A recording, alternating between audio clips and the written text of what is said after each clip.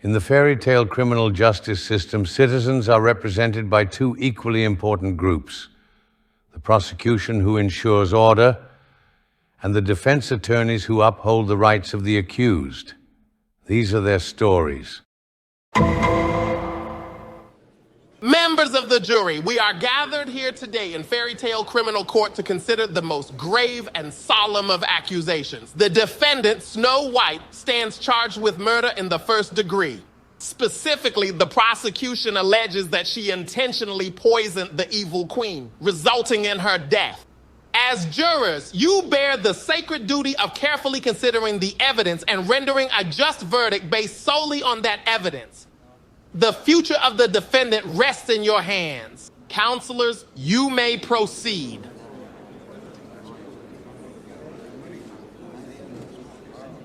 Ladies and gentlemen of the jury, an egregious offence has stained the honour of the fairy tale land. We are convened today to confront a crime as chilling as the longest winter, one that speaks of betrayal, of long-festering animosity culminating in the ultimate act of violence. On the night of the Enchanted Kingdom's annual royal ball, beneath the facade of celebration, a sinister act unfolded. Snow White, driven by years of bitterness, resentment, and humiliation, entered the evil queen's private bedchamber, armed with the deadliest of weapons, a poisoned apple. The prosecution will demonstrate through undeniable eyewitness testimony that Snow White deliberately poisoned the evil queen, leading to her cowardly demise. We will lay bare a history of hostility, including her well-documented feud with the victim. This trial is not about fairy tales or bedtime stories. It is about justice. The evidence will show, beyond any shadow of doubt, that it was Snow White and Snow White alone who delivered that fatal fruit, silencing her rival forever. Justice must and will prevail. Hi, good day, everyone. Jury, Judge Madea, ma'am. Wow, big chair. Okay, so, I'm Jerry, and I'm, representing Snow White, who, just for the record, is, like, super not guilty. We're pretty clear on that, I think. Mostly. Now, that other lawyer, Ms. Stark, very dramatic. Lots of honor and winter and, egregious. Big words. I even had to look that one up. Sounded like she was auditioning for a really serious play about, like, sad kings or something. Objection. Your Honour, counsel is making improper personal remarks about the prosecution. His opening statement should address the evidence, or lack thereof, pertaining to his client and only his client. Objection sustained. Jerry Sugar, you know the rules. Try to focus on Snow White and not your feelings about Mrs. Stark's dramatic skills. But she's just so intimidating. Objection. Jerry! Yes, right, rules. Of course. Noted. Less feelings, more defending. Look, what happened at the royal ball was obviously tragic. Nobody's denying that. No one's like pro-poison apple here. Obviously. But listen, folks, let's not jump to any hasty conclusions, because the truth, the real truth, is complicated. Or maybe it's simple, and we just haven't figured it out yet, and that's pretty tough, especially when you're, like, famous, like Snow White. They're gonna talk about motive. And, okay, maybe Snow White and the evil queen weren't total besties. Maybe they didn't, exchange friendship bracelets, and maybe they had their disagreements, like who got to live in the castle and who had to live in the woods. Normal kingdom stuff. But does that mean murder? That's a huge leap.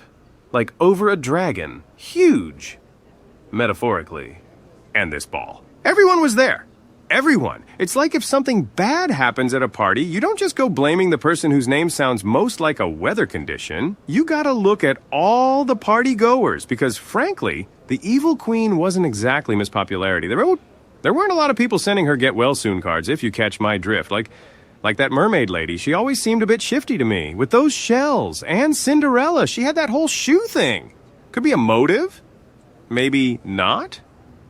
but that's what we're here to discuss. Objection. Your Honor, that is not what we're here to discuss. Counsel is engaging in wild speculation about individuals not on trial and offering no basis in evidence. The deceased's general popularity or lack thereof is not evidence, nor is it relevant unless counsel can connect it to a specific alternative perpetrator with actual proof. This is irrelevant and frankly grossly prejudicial. Sustained on all counts. Jerry, Pumpkin, are you trying to give Ms. Stark an aneurysm before lunch? Either tell this jury what evidence you actually have that points away from Snow White or move on to your next point. Admissible points, right? Very important. Okay, my point is, there were other people there at the ball who maybe didn't like the Queen.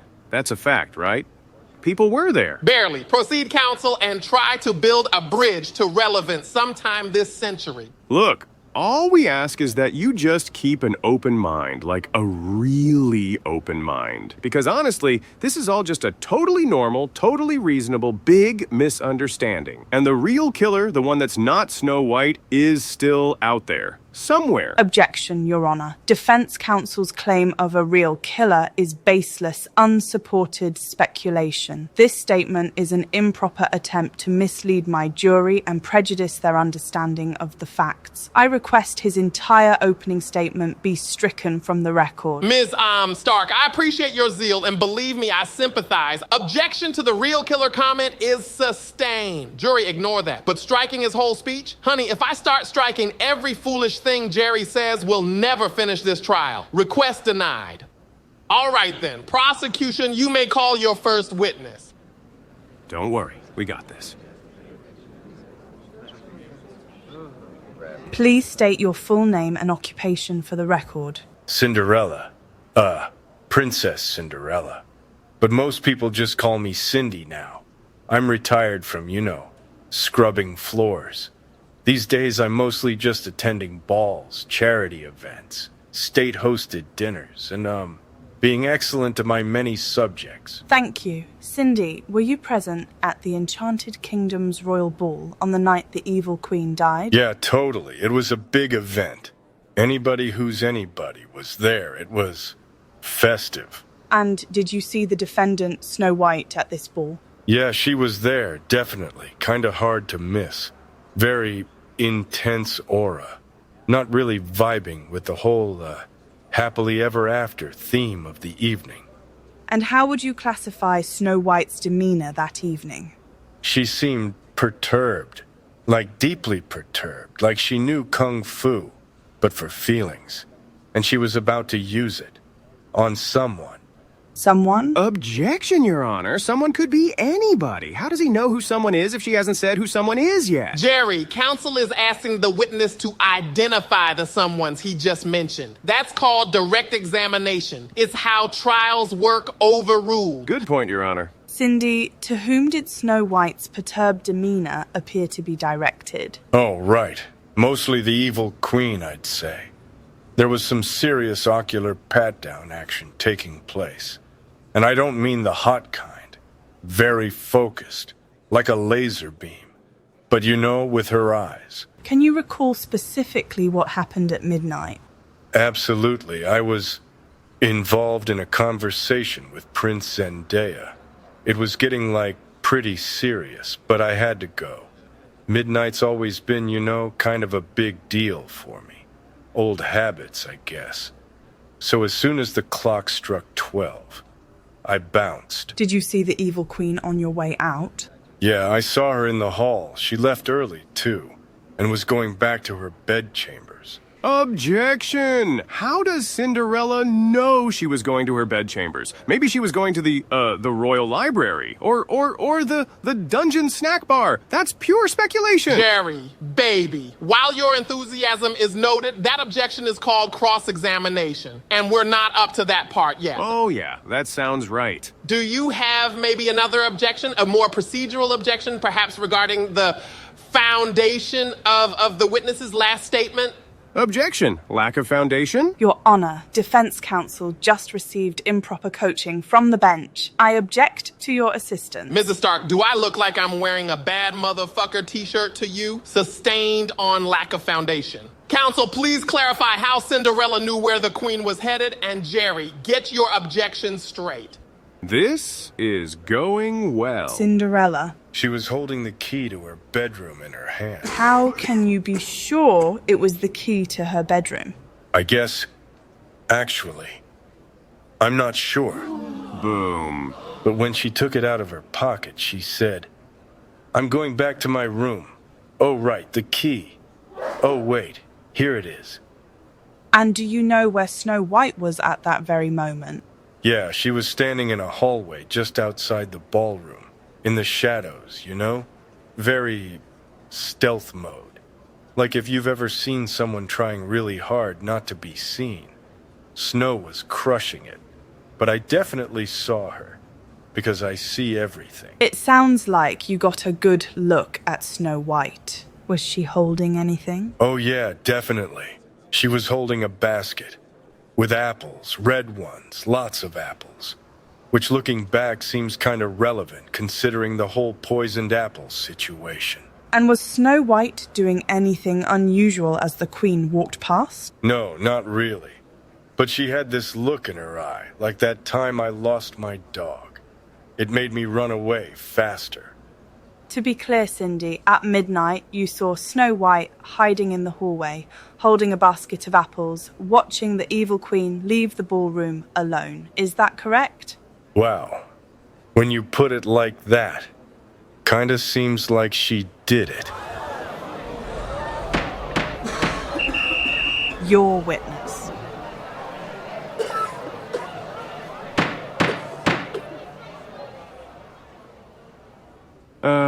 Your Honor, before I begin cross-examining Princess Cinderella, I just want to check if there's any, types of questions I definitely shouldn't ask. I'm aiming for, 0 objections this round. Less, if possible. Jerry, sweetheart, questions end with question marks. Objections end with me wishing I'd retired early. You'll figure it out. Proceed. Right, great, thanks. Okay, Cindy, you were definitely at the ball, right? Yeah, definitely. That's kind of what my whole testimony was about. Excellent, good start. And you said earlier you see everything, right? Totally. Like observationally speaking. So would you describe your eyesight as superhuman? Say, eagle level? I mean, metaphorically eagle-like maybe, but literally just human level. Regular, normal eyeballs. Interesting. So to clarify, you don't have eagle eyes. Objection, relevance. Your Honor, it's highly relevant. The witness claims she sees everything. I'm just establishing the parameters of that everything. If her vision isn't literally eagle-like, or enhanced by some sort of Kryptonian biology, then maybe she didn't see everything as clearly as she thinks. It goes to her credibility as a seer of things. Objection overruled. I'm giving you about 5 seconds of leash here, Jerry. Thank you, Your Honor. Cindy, earlier you said you saw the evil queen holding her room key, correct? Yeah, she said it was her key. Out loud. So it seemed pretty clear. Right, but you admitted yourself you didn't actually identify the key. So isn't it possible it wasn't her key at all? Maybe it was a decorative key or a commemorative souvenir key? I mean, I guess it could have been. But again, she literally said, "I'm going back to my room. Here's my key," while holding it. So probably just her actual key. Objection! Speculation. You can't object to your own line of questioning, counselor. Right, totally knew that. Withdrawn, I guess. Okay, moving on. Cindy, you described Snow White as being in stealth mode. Are you an expert in stealth activities? Objection, relevance. Your Honor, if the witness isn't a certified stealthologist, stealthographer, stealthician, then how can we trust her assessment of stealthy behavior? Overruled, narrowly. Cindy, answer the question, please. I mean, I don't have a stealth diploma, if that's what you're asking. So you have no formal ninja training? No, but Snow White was literally hiding in the shadows behind a curtain. That seemed pretty stealthy. In the shadows? Interesting choice of words. So, you're essentially guessing Snow White's intentions based purely on shadow placement. Shadows can be very tricky. Deceptive, even. Have you ever tried to make a shadow puppet? Yes. It's hard, right? Yeah. Have you ever played hide and seek? Sure, all the time. And when playing, have you ever hidden in the shadows? Once or twice, I guess. So isn't it possible Snow White was just innocently playing hide and seek, harmlessly? I guess that's possible, but she looked super intense. Not really like she was having fun. More like she was, lurking. Ominously. So you didn't actually see Snow White hand the queen an apple, did you? All you saw was her lurking ominously holding apples at midnight near the queen's chambers, intensely staring at her? Yeah, exactly. That's literally what I saw. Perfect summary. No further questions. Please state your full name and current title for the record. I'm once, twice, 2 times a princess, formerly under the sea in Atlantica, now living large on dry land in Terulia. Got myself a prince, a castle, the whole shebang. Princess Ariel, you attended the royal ball on the night of the evil queen's death, correct? You bet your ass I did. Real swanky place. Lots of royalty. Everybody dressed like they had money for sure. And I'm talking old money, not the dinglehopper kind. And you were familiar with the deceased, the evil queen? Familiar? Ha! That battle axe and I go way back. She was a real nightmare in designer gowns. Nasty habit of ruining people's lives, mine included. Could you elaborate on that? Gladly. That frigid harpy torpedoed my whole operation. I had a perfectly legitimate import-export thing going with this octopus lady named Ursula. Totally above board. I scratch your fins, you scratch mine, that sort of thing. And the queen, with her snooping mirror, had to go blabbing to the Royal Commerce Guild, leaks the whole deal publicly, exposes my trade secrets, totally screws me over. My reputation, shot to hell, cost me a fortune. So the evil queen financially and reputationally damaged you? You know how hard it is to bounce back from that kind of press? It's like trying to sell ice to an Eskimo after they found out your ice is just frozen sewer water. I had to sell half my dinglehopper collection just to stay afloat. And you held a significant grievance against the evil queen due to these financial losses, is that right? Objection, Your Honor! This line of questioning clearly shows that Princess Ariel had ample reason to want the evil queen dead, but she's not the one on trial here. I demand it be stricken from the record! Jerry, are you sure you want to object to the prosecution demonstrating other parties had motive to kill the evil queen? Oh, well, when you put it that way, objection withdrawn. Princess Ariel? I despised her with every fish bone in my body. Did you ever consider physically harming the evil queen? Hey, come on. I'm a princess, not a mob boss. My methods were strictly verbal.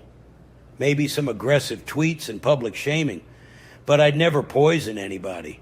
Who's got time for poison apples anyway? I'd just take her to court. I'm very litigious. So, despite your vendetta, you didn't plan on murdering her? Look, losing a few dinglehoppers hurt ain't exactly murder the bitch hurt. Besides, it's not my style. Too much cleanup.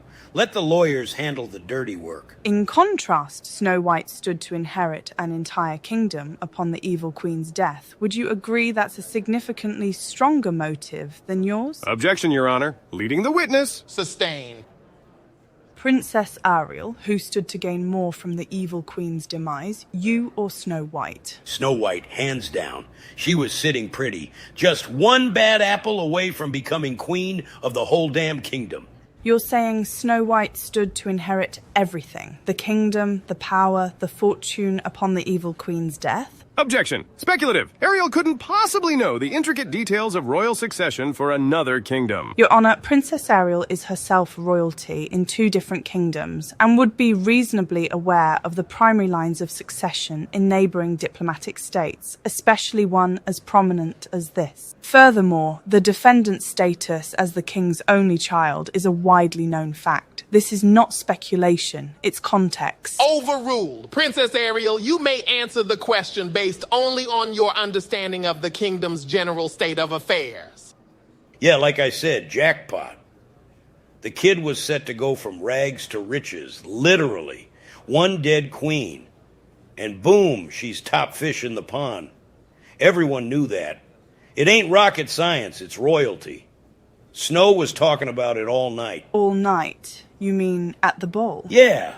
Snow White was at the bar, nursing a white Russian, saying stuff like, "Come hell or high water, that crown is mine." Princess Ariel, I must remind you that you're under oath. Are you saying that you personally heard Snow White explicitly referencing her intent to take the throne? Loud and clear. She even toasted like, "To reclaiming my birthright."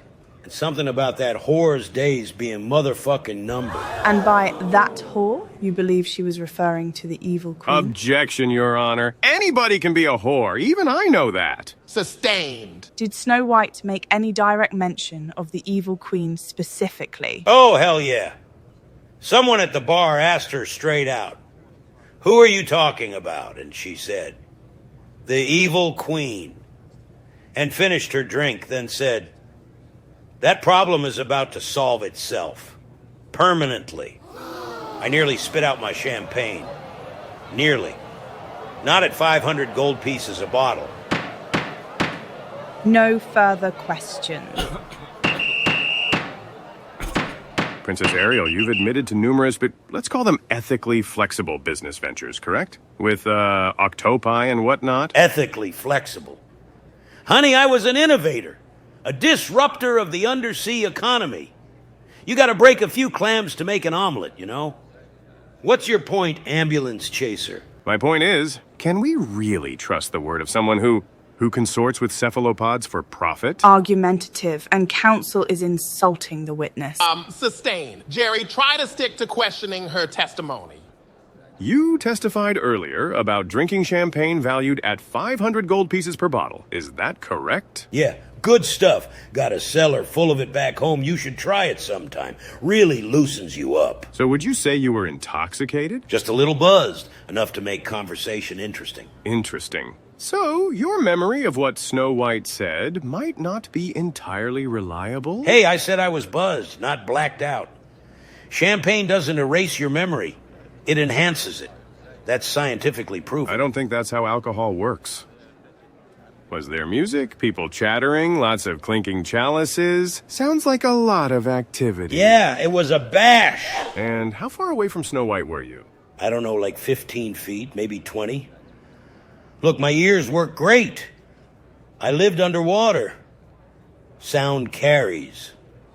I'm practically a bat. I don't think that's how that works either. Princess Ariel, do you even know how anything works? Objection. Relevance. Oh, it's extremely relevant to the defense, Your Honor. Overruled. You may proceed cautiously. Princess Ariel, isn't it true you previously referred to common forks as dinglehoppers? It's a pet name. But isn't it also true you also believed they were used for combing hair and not for eating, which is the custom on land? That dinglehopper thing was early days. I was new to the whole leg situation. It's a perfectly good hair untangler. What are you anyway? The fork police. You got a PhD in cutlery, pal? My point, Your Highness, is that if you can be so fundamentally mistaken about something as simple as a fork, how can this jury possibly trust your interpretation of complex royal succession laws for a kingdom that isn't even yours? Or your perfect recollection of alleged threats overheard at a loud party while you were, by your own admission, buzzed? Fine, so silverware ain't my strong suit. But royalty? I'm 2 kingdoms deep, pal. How many castles you got? I don't need a castle to know that forks aren't hairbrushes. Oh, here we go again. Mister, I went to land school, so I know everything about forks. At least I know you don't comb hair with them. Well, at least I ain't making a mockery of the legal system by representing a poison-happy princess. She's not poison-happy. She's innocent. Yeah, and I'm the Queen of Neptune. Get real, counselor. She accused herself. You blowfish. I'm just reporting the facts. Facts? You want to talk about facts? You couldn't identify a dinglehopper from a hole in the ground. Oh, that's rich. You couldn't lawyer your way out of a wet paper bag. You take that back. Enough, Jerry, Princess Ariel. If you two want to keep bickering like an old married couple, do it outside my courtroom. This is a murder trial, not couples therapy. Mrs. Stark, do you have anything to add You're here? sinking faster than my old trading Oh, yeah. ships. Well, I've Nothing cross-examined at all, oysters Your smarter Honor. than I'm you. You perfectly wouldn't recognize a good satisfied. legal argument if it slapped your cheap tie. State your name and occupation for the record, please. Little Red Riding Hood, yes, that's my actual legal name. I'm the CEO and head cookie dealer of Little Red's Righteous Rounds. We talking high-end gingerbread, premium snickerdoodles. Miss Hood, would you say your unique line of work requires a high degree of situational awareness? You ain't lying. It's a dangerous forest out there. Everybody's after your crumbs. If you can't tell a grifter from a grandma, and sometimes they one and the same, believe me, you end up as part of someone else's hustle. My senses are sharp. They gotta be. With this expertise in spotting danger, did anything or anyone at the Royal Ball particularly catch your attention? Oh yeah, Snow White. She stood out like a wolf at a bake sale. That girl had trouble written all over her. She was nervous, right? Twitchy. Kept glancing around, eyes darting like she was expecting something. Had this basket of apples, real shiny, real tempting. And every time someone mentioned the Queen, she squeezed those apples like she was juicing You revenge. sound very sure of yourself. Had you met Snow White prior to the Royal Ball? Yeah, peripherally. The dwarves, her roommates, are big fans of my Miners Munchies cookie line. Did you ever interact with her on cookie deliveries, perhaps? Yes, she was always around, singing or dancing, very princessy. Is that how you would characterize her? A happy and joyful princess? Nah, I mean, yeah, for the most part, but she always seemed on edge, like a deer who heard a twig snap, scared, but with a flicker of something stubborn underneath. And at the Royal Ball, did she present this same on-edge demeanor? Nah, she was on a whole nother playbook that night. She wasn't a deer no more like a panther, you know, stalking. Every move was deliberate, always scanning the room, not for an exit, but for an opportunity. And with your pre-established penchant for astuteness, is there anything particularly noteworthy you observed about her that evening? Yeah, one thing comes to mind. And what might that be? It was round 10, like just as they were handing out plates of cake, so everybody had a fork or a knife, and the evil queen walked past and gave Snow a little bit of that famous side eye of hers, and boy was she pissed. What makes you say that? How can you be so sure Snow White was angry? Well,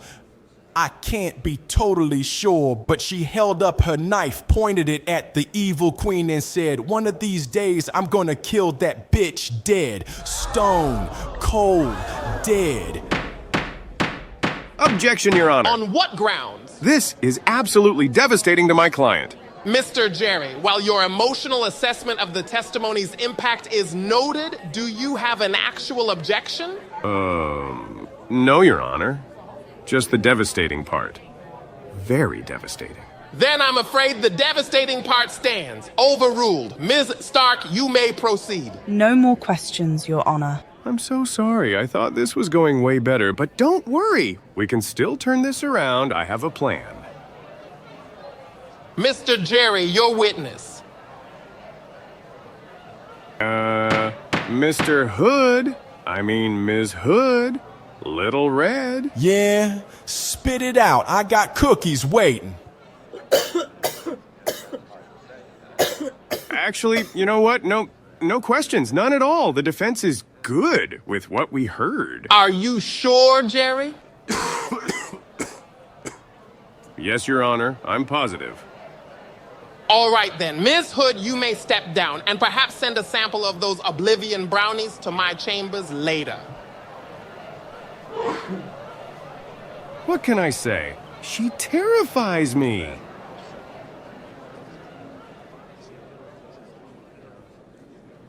Please state your name and occupation. Hold on now, Counselor Stark. Due to certain unusual circumstances, I'm gonna handle the introductions here. Members of the jury, our next witness is the esteemed fairy godmother, known across numerous kingdoms for magical interventions, royal consultations, and an alarming amount of glitter. However, I must inform you all that she has undertaken a sacred vow of silence for...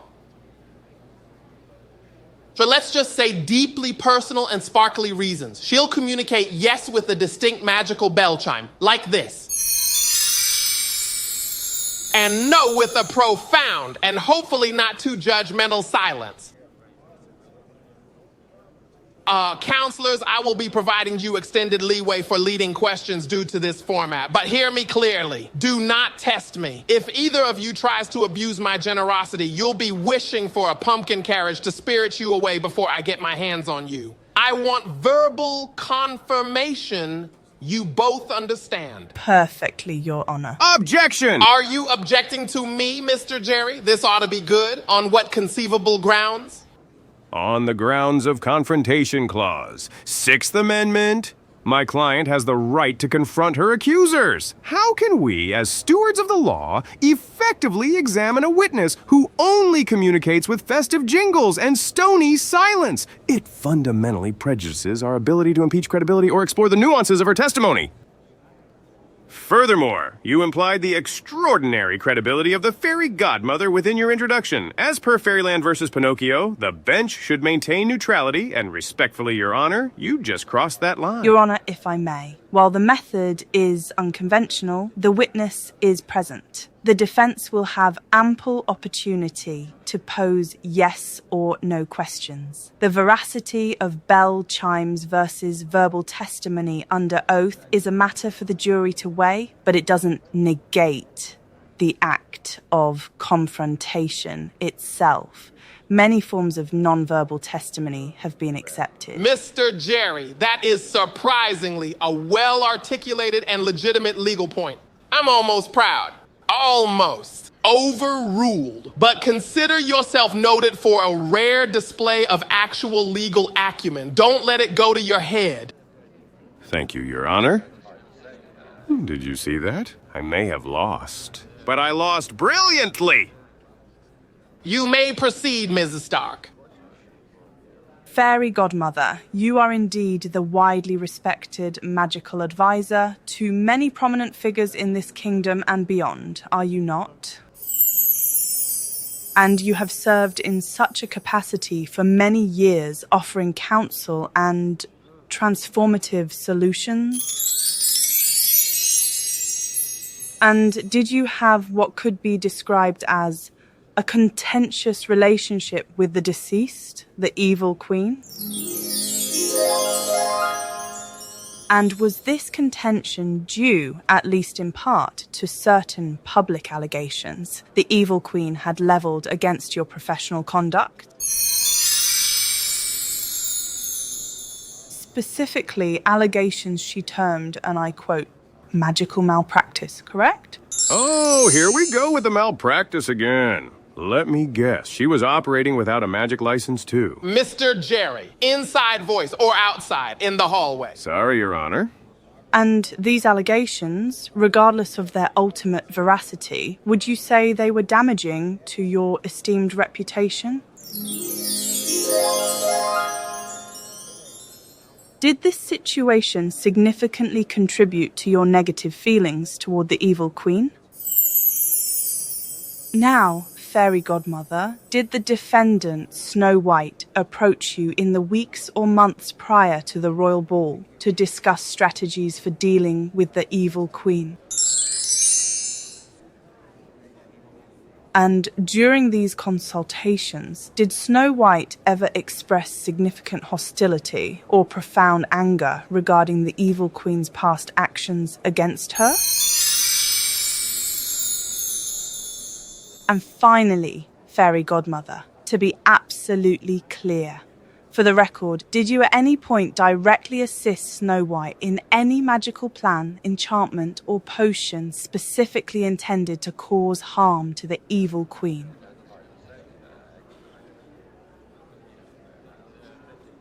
Thank you. No further questions, Your Honor. No bell on that last one. That's good, right? Or is silence bad? This bell thing is a minefield! Mr. Jerry, your witness.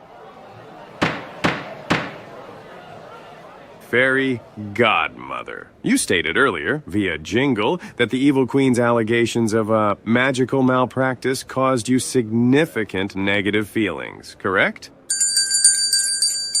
And these feelings, but they were strong feelings, wouldn't you say? Like really, really strong. I wouldn't invite her to my pixie dust potluck kind of strong. 2 for 2. Great start. So you were pretty steamed at the Queen? Understandable. Now, when Snow White came to you for these consultations, and you say she expressed hostility and anger, are you sure all that anger was directed solely at the evil Queen? But couldn't she have been angry about other things too? Like maybe the dwarves left their dirty socks all over the cottage again? Or maybe the Wi-Fi in the Enchanted Forest is notoriously unreliable, especially for streaming princess tutorials. So it's possible, right, that she was just generally frustrated, and you, being so focused on your own issues with the evil Queen, just assumed all Snow White's anger was evil Queen related? Aha, so yes. Wait, hold on. Which was that yes for? Was it the socks or the Wi-Fi, or was it my genius theory about you projecting your anti-Queen vibes onto Snow White? That was like 3 questions in 1. Can you jingle for each part? 1 jingle for socks, 2 for Wi-Fi, and 3 for projective bias. Okay, see, that jingle didn't help. I asked a lot of things again. Can we establish clarity here? Fairy Godmother, just ring once if Snow White was angry about dwarf socks, and twice if it was the Wi-Fi. Wait, was silence a no to both? Or was it you refusing to answer? Or maybe you're just confused because I mentioned socks and Wi-Fi together again. Oh, now we're jingling again. Was that a yes to confusion? Or yes to socks and Wi-Fi frustration?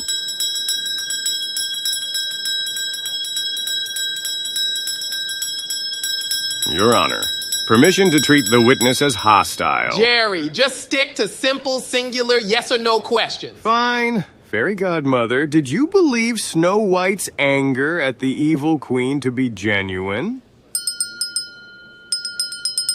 And did you genuinely believe Snow White intended to harm the evil Queen at that time? No bell? Interesting. So, you admit Snow White did not explicitly reveal harmful intent? Wait, what? Hold on. Was that yes to no harmful intent? Or are you now contradicting your earlier silence? Or are you suggesting the harmful intent came later?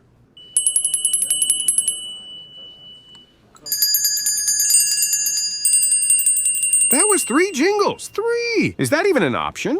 What does 3 jingles even mean?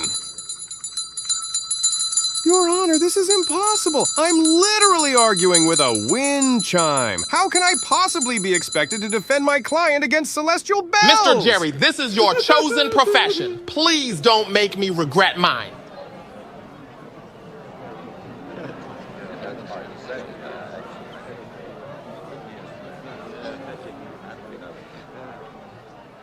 Fairy Godmother, let's simplify. Did you want the evil Queen gone? Because of the magical malpractice accusations. Of course, it's understandable. I mean, who wouldn't get a little miffed if someone accused them of being a dangerous magical fraud? It's not like the rumors and accusations were true or anything, right? It's not like you actually turned some poor prince into a newt for 3 weeks, botched the reversal, and covered it up with a memory charm, am I right? Wait, Fairy Godmother, that wasn't a real question. That was rhetorical sarcasm. You didn't actually... Hold on! Are you saying those magical malpractice accusations were actually true?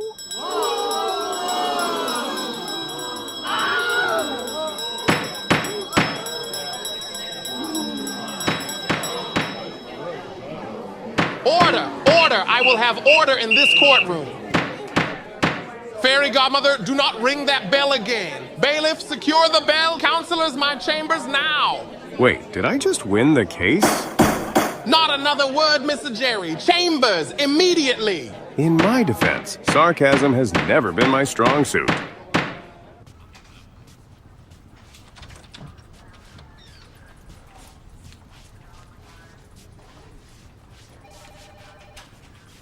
Close the door, counselors, and take a seat.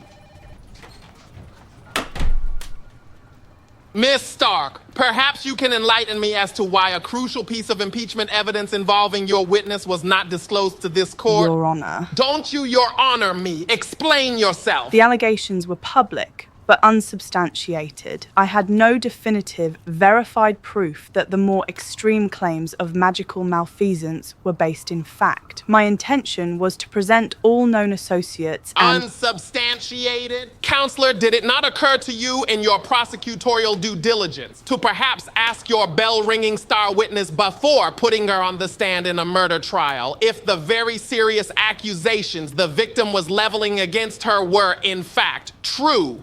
Does the term Brady violation mean anything to you? The duty to disclose exculpatory evidence? Exactly, Your Honor. Those allegations were floating around like bad spells in a wizard duel. They should have deposed her properly. Used a truth spell or a singing harp that only sings true notes. This is negligence, or at least magical laziness. Respectfully, Your Honor, Brady doesn't obligate the prosecution to become magical inquisitors based on every fantastical rumor. The fairy godmother did not confess this to me pre-trial. I cannot be expected to disclose what I do not definitively know. Furthermore, the defense had access to the same public rumors. If they felt these claims were so pertinent, they could have conducted their own investigation instead of relying on courtroom theatrics. Well, I mean, that's technically true, but prosecutors have greater resources and responsibilities for disclosure. I didn't think the fairy godmother would openly admit anything like this. How could I? Regardless of your shared neglect, we now have a witness whose credibility just got shot to 1,000 sparkly pieces. The fairy godmother possesses a massive, undisclosed motive for wanting the queen gone, and who might even be an alternative suspect. Let's clarify this plainly. Miss Stark, while Mr. Jerry's argument about your investigative diligence may be legally weak, he's not entirely wrong from a practical standpoint. Public allegations of this magnitude deserve deeper pretrial scrutiny. Your lack of thoroughness has placed us all in a difficult position today. Understood, Your Honor. It was a serious oversight and it won't happen again. I trust it won't, because the credibility of this court and the fairness of this trial depend heavily on you fulfilling your responsibilities scrupulously. Consider this your only warning. Any further indication of suppressed evidence or lack of candor regarding your witnesses, and we'll be discussing sanctions that'd make your tiara tarnish. Is that clear? Perfectly clear, Your Honor.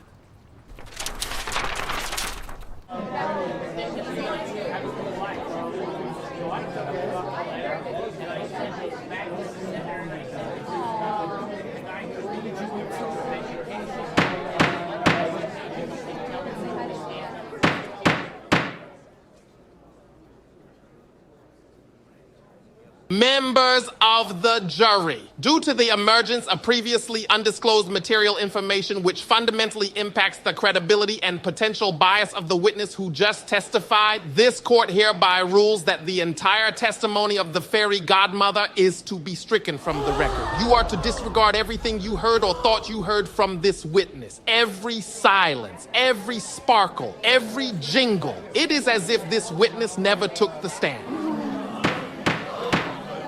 Fairy godmother, you're excused from the stand. Counselor Stark, please call your next witness. You'd have told me if you did it, right? Please state your name and occupation for the record. You can call me Doc, physician, geologist, logician, leader, and general caretaker of a 7-dwarf facility. Dr. Duck. Doc, not doctor. Just Doc. Doc, you and your 6 brothers provide shelter for the defendant, Snow White, and have for a significant period. Is that correct? Indeed. A humanitarian endeavor. She is a most pleasant house guest, always singing, very tidy. And during her stay, has Snow White ever discussed the evil queen with you or anyone in your presence? Well, naturally the subject arose. It would be odd if it hadn't. given the circumstances of her arrival. And what was the nature of these discussions? Specifically, what was Snow White's expressed attitude or emotional state regarding the evil queen? Oh, she was very understanding, very forgiving. She'd always say, bless her heart. The queen's probably just stressed from all that ruling. Maybe she needs a spa day. Never a harsh word. Always turning the other cheek, that one. A real saint. In your sworn statement, you described Snow White as, and I quote, extremely angry, expressing an intent to reclaim her throne and settle things with the Queen via retribution. Do you recall saying that? Retribution? Goodness, no. Not our Snow White. She's all about peace, love, and apple pies. She said the Queen just needed a good hug. They do tend to solve most interpersonal conflicts. Doc, I must remind you that you are under oath. Are you now saying Snow White never expressed anger or any desire for revenge? That's exactly what I'm saying. Not only is Snow White the sweetest person I've ever met, she is completely innocent of these heinous charges and should be completely exonerated. Request permission to approach, Your Honor. Granted. Both counsels, please.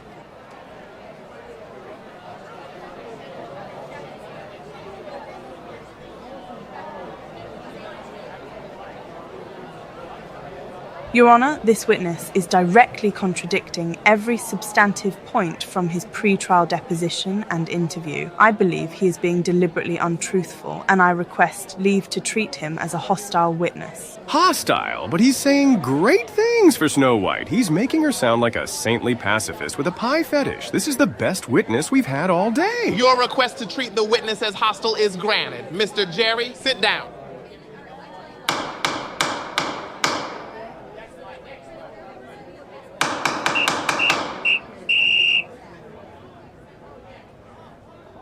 Doc, in your deposition, you previously described Snow White's demeanor towards the evil queen as explicitly hostile. Is that correct? I suppose. I must have been mistaken. Did she or did she not express anger over being kicked out of the castle? I don't think kicked out is a fair way of putting it.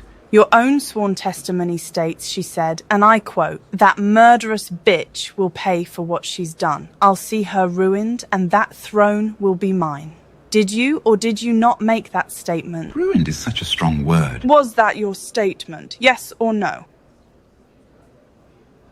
I'm not sure. I can't remember. You are known for your intellect and your meticulous notes, aren't you, Doc? Or am I wrong? Yes, that's what they say about me. And you're best known for your groundbreaking work on crystalline structures, is that right? Of course, that's what I'm known for. Your treatise on geode extraction is over 4,000 pages, with nearly 200 footnotes chronicling 3 centuries of mining expertise. And yet you expect us to believe you can't remember a statement you made 1 week ago. I don't know. I must be confused. What is the primary elemental composition of a standard grade diamond? Magic. Pure, happy rainbow magic.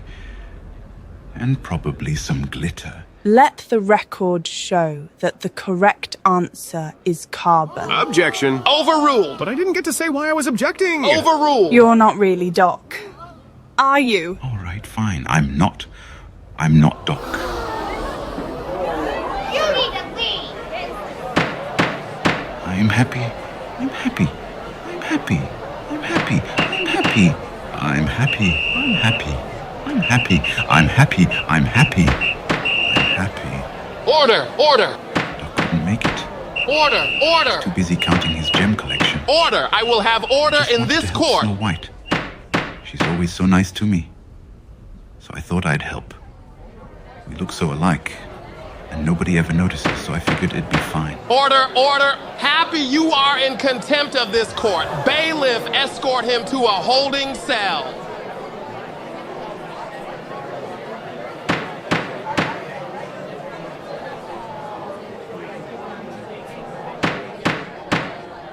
Order! I will have order!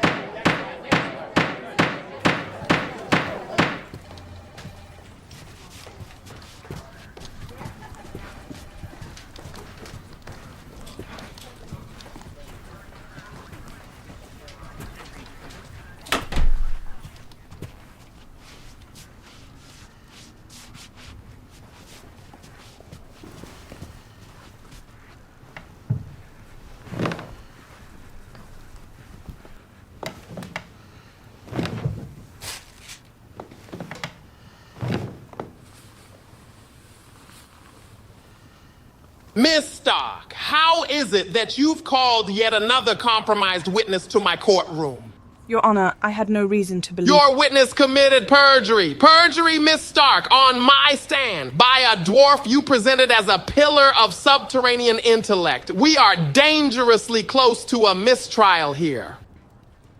Your Honor, I assure you, this was as much a surprise to me as it was to the court. The witness who appeared had presented himself as Doc. Their physical resemblance is considerable, and his initial answers, while perhaps overly benevolent, did not immediately indicate outright deception of identity. Yeah, he seemed like a really nice doc at first. Very pro-Snow White. I thought we were finally catching a break. Considerable resemblance is not an excuse for failing to verify the identity of a key witness in a murder trial. This isn't a costume party where you just hope the right dwarf shows up. Understood, Your Honor. I accept full responsibility and apologize unreservedly, and I'll dispatch the Royal Guard to the dwarves' residence immediately to ascertain Doc's whereabouts. This impersonation is an outrageous obstruction. You do that because right now the integrity of this trial is hanging by a thread made of dwarf beard hair. That's 2 key prosecution witnesses down, Miss Stark. 2, are you even trying to convict this woman, or are you secretly working for the defense on a pro bono basis?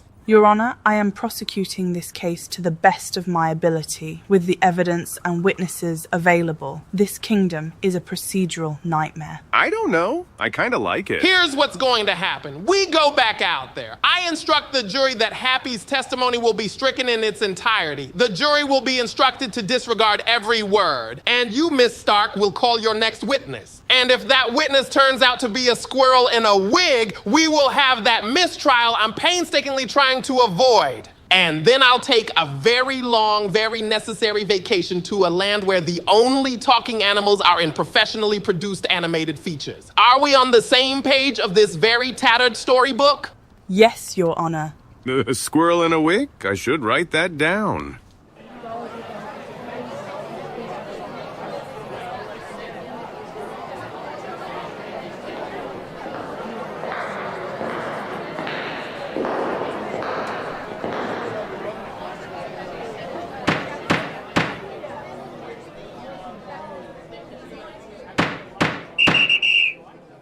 Miss Stark, please call your next witness. Your Honor, the people call the magic mirror to the stand.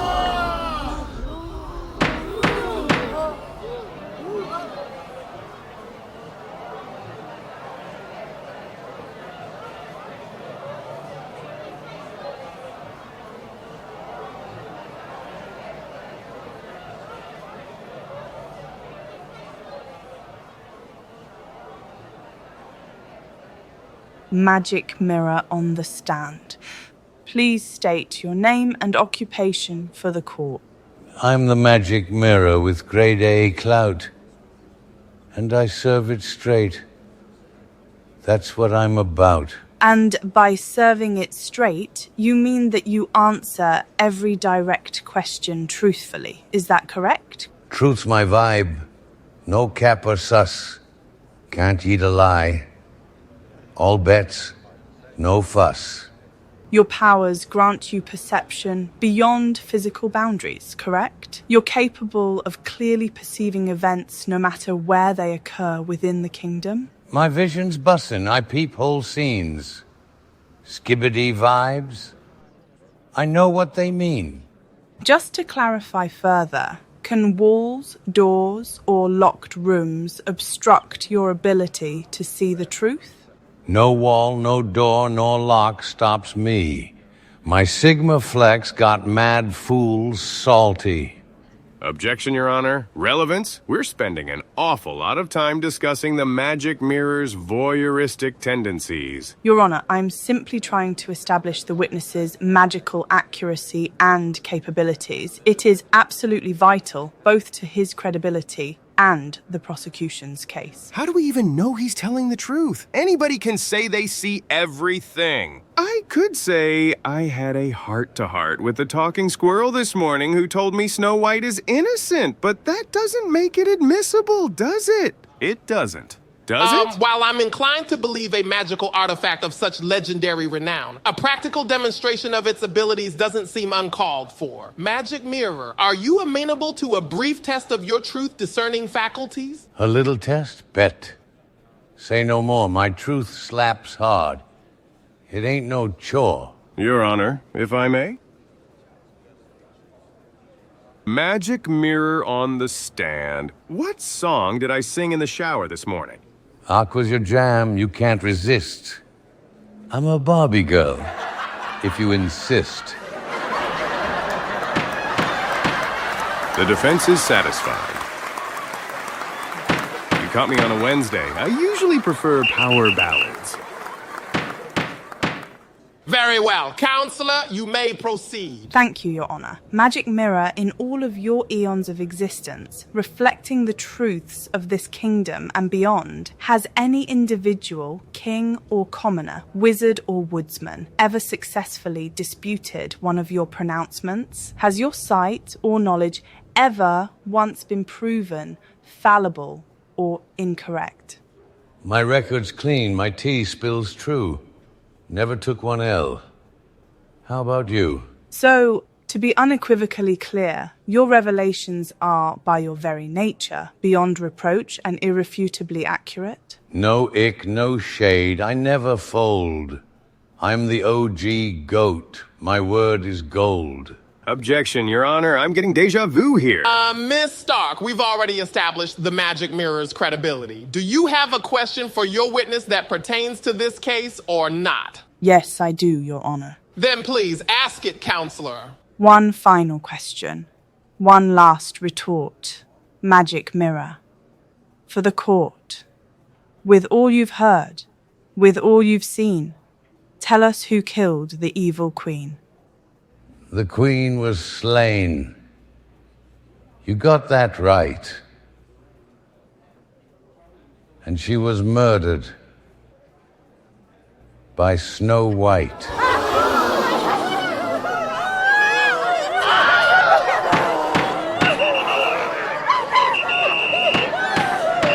Order, order! I will have order! Order in this courtroom immediately! The prosecution rests.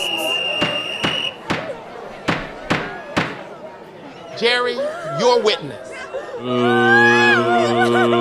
Actually, Your Honor, the defense declines to cross-examine the witness at this time. He sees everything! Everything! Very well then, the witness is excused. Mr. Jerry, are you prepared to present the defense's case? The defense is, preparing to mount a vigorous presentation. However... Please call your first witness. Actually, Your Honor, might the court entertain a very, very brief recess? I need to tinkle. Very well. Court will resume in 5 minutes.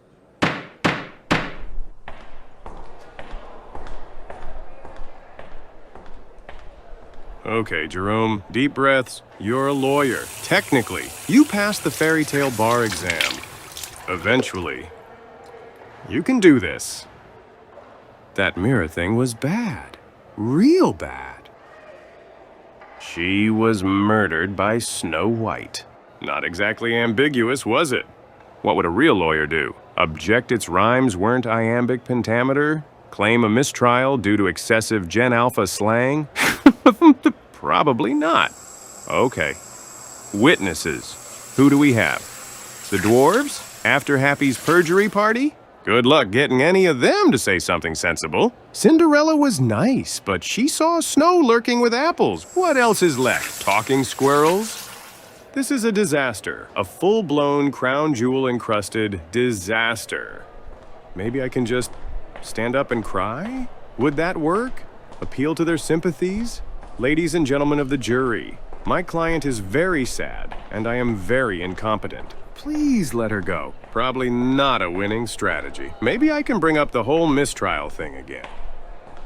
Miss Stark, this is, I was just practicing my closing argument. Contemplating your imminent defeat more likely. After the mirror's testimony, any competent defense would be drafting a plea bargain. 25 years without parole is still on the table, Jerry. A generous offer for regicide, considering the alternative is, well, considerably less pleasant and much shorter. 25 years? Really? That's an option? It could be, should you wish to spare your client the ultimate penalty and this court further theatrics. All that's required from you, counsellor, is a formal petition and perhaps a small gesture of fealty. What kind of gesture? I want you to bend the knee. They already do, don't they? You will bend the knee to me, Jerry, publicly, for the Crown's justice, in front of the whole court. Acknowledge the overwhelming strength of our case and my place as the superior lawyer. Only then will your client be spared her inevitable fate. You want me to kneel to you in front of everyone? A simple acknowledgement of reality.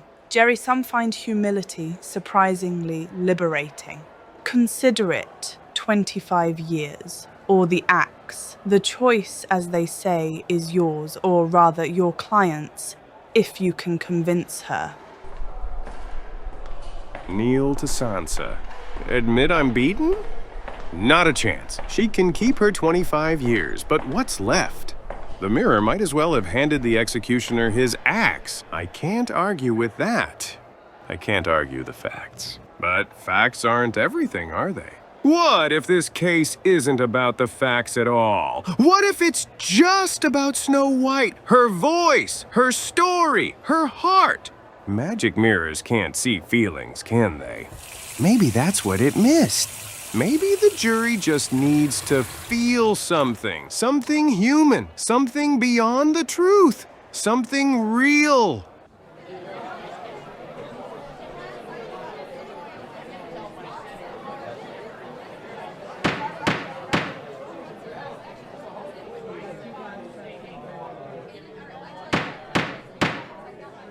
Jerry, are you prepared to call your first witness?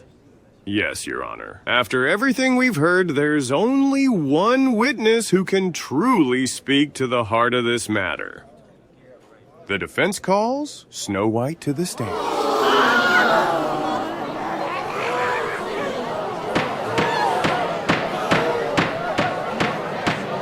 Ladies and gentlemen of the jury, we've sat here together.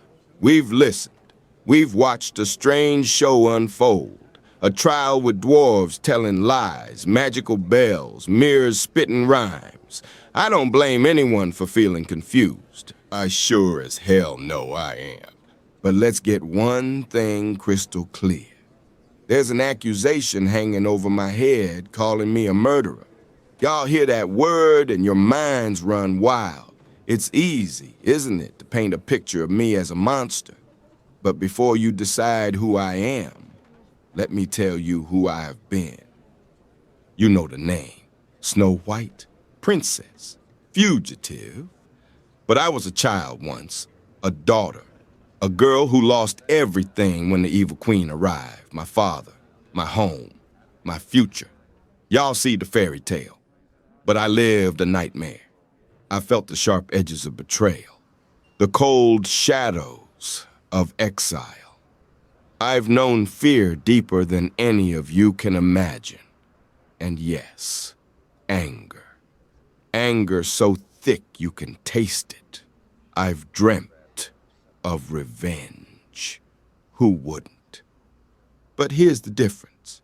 The real difference. Dreaming of justice ain't the same as dealing death. Anger ain't action. Resentment ain't poison. And pain does not make a murderer. The woods were my sanctuary. That wasn't an adventure. That was survival. And yes, there were days days filled with bitterness so sharp it could cut glass. Does that make me a killer? Or does it make me human? Someone pushed to the very edge. Someone who had everything taken from her. Someone who had to fight just to see another sunrise.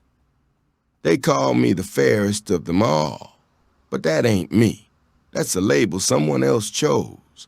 The evil queen's envy branded me, and now this court brands me again. Do you know what that means? It means you're judged not by what you do, but by what people think you are. I've carried that weight since the day I started running for my life. It's a burden I wouldn't wish on any of you. That night at the ball, I returned to my home not to kill, not to give in to my need for revenge, but for justice, to finally face the woman who cast me out into the darkness. But my weapon was never poison. It was truth, speaking my truth to power. It was strength. Being able to stand up and tell her she didn't own me anymore. They say the mirror sees everything, that it knows everything, that it knows the truth. But is the truth always so easily packaged in the way things appear on the outside? Or is it something more, something deeper, something that a reflection, no matter how magical, can never truly capture? The mirror showed you my surface. It didn't show you my soul. Truth isn't just what your eyes witness. It's what your heart understands. Think about your own lives, your moments of fear, your moments of injustice, those times when the world was against you, when your own story was being twisted by others, told by everyone but yourself. What would you have done? What lengths would you go to, not for a crown, not for revenge, but just to breathe free, to reclaim the simple dignity of living life on your own terms? You have to decide for yourselves. What story will you believe? The one reflected in the glass? The one you hear whispered in hallways behind your back? Or the one that beats in your chest? The one that knows both the deepest winter and the unquenchable hope for spring? Because the truth is, we're all reflections, every one of us. And reflections don't show the full story. They just show us what we already believe. In the end, maybe it doesn't matter who's the fairest or who's flawed. Maybe what truly matters isn't the stories we tell, but how we choose to see each other.